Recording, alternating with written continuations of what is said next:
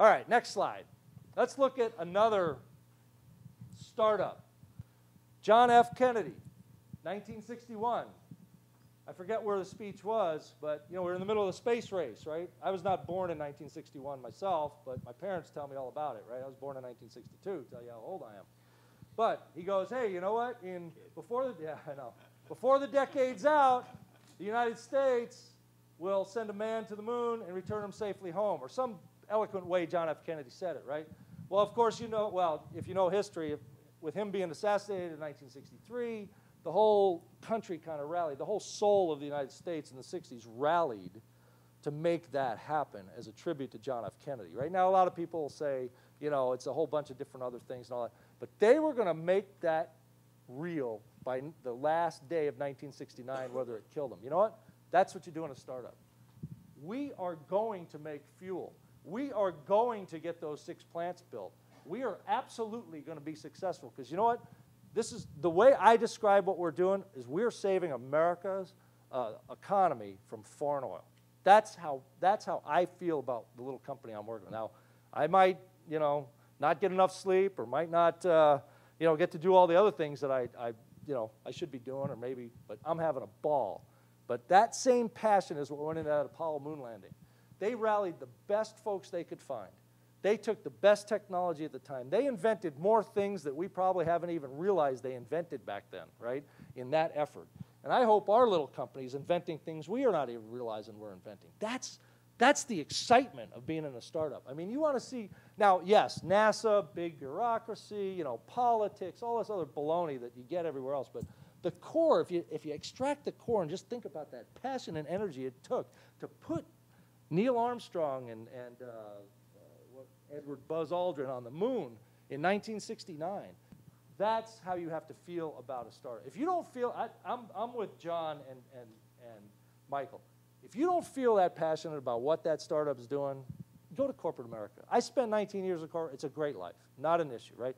My kids were raised on it, had all kinds of good stuff, no problem. But if you're passionate about something that deeply, like I'll guarantee you the United States was, in the 60s to put that man on the moon. Now, I'm sorry it was because John F. Kennedy got assassinated, but, that rallied the soul of the country.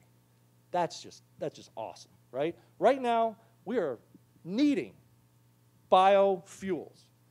We are playing in the biofuel space, and I feel just, I can't compare myself because I don't know exactly what the NASA guys were doing in the 60s, but I feel that, I could almost feel that that's how much energy they must have had and passion they had. You have to have that commitment and passion. You have to go find the best, and you can't have an ego, right? Now, you can be passionate, and yeah, people tell me I have an ego, but you have to check the ego at the door, because if somebody came through that door, sat down and said, Mark, I got a better idea for your supercritical biodiesel, you have got to be open to that, or else you miss the opportunity. And a startup is forever changing, forever changing.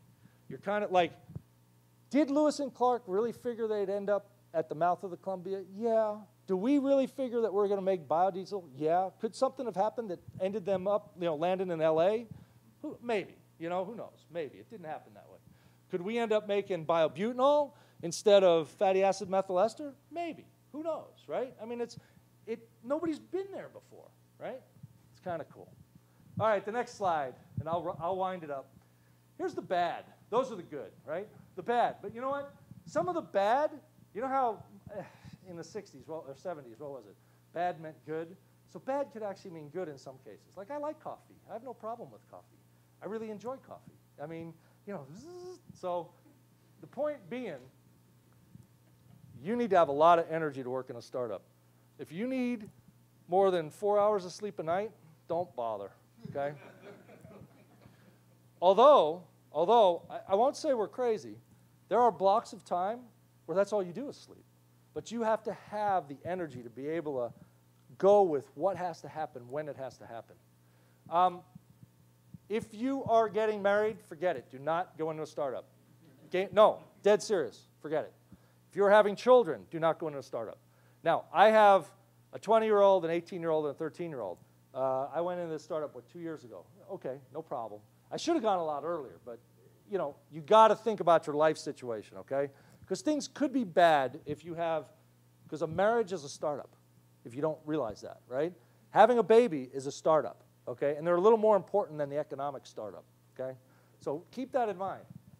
All right, the single greatest thing George Washington did. Anybody want to guess what the single greatest thing George Washington did? The startup ran for 8 years, okay? They were successful. We're standing here as American citizens. He knew when to go. You have to make sure you know when to go. I am not the guy that's going to take it past 6 plants and go to 100. I love taking nothing and turning it into something. George took nothing and turned it into something. The Apollo moon landing, you hit the Apollo, we got to the moon, and then it kind of like, oh, yeah, been there, done that, right? I mean, yeah. I know there's a lot of science, but it's a different type of person who takes it further, right? Lewis and Clark got to Oregon, okay? Afterwards, a lot of them had a lot of good adventures and all that stuff. It was cool, but it's different type of good. Know when to go. Now the ugly. And there's some ugly you got to be aware of. All right. Venture capitalists are outstanding because they have money. And you need money to start things up. I need lots of money because it's a chemical engineering thing. We are building reactors.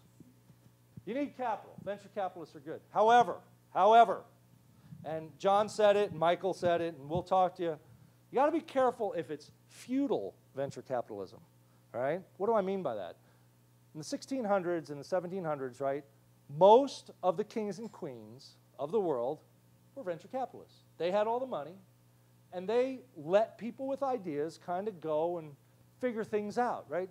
Be careful if it's, you know, an egotistical type of power-hungry, strangle you to death type of get in your shorts and micromanage, I think we used that word before, type of thing.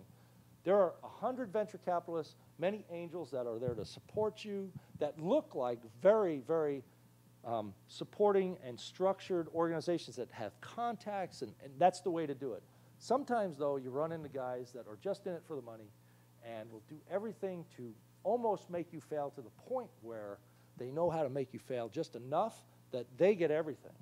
And that's what you got to be careful of. There's politics everywhere. All right, don't fool yourself. Corporate politics and startup politics. So unfortunately, you know, you've got to be able to kind of deal with that. Here's the 3 things, right, that you have to ask yourself. Startups play to win. Okay? Corporate America, a lot of time, plays not to lose. Big, huge difference. I'm done.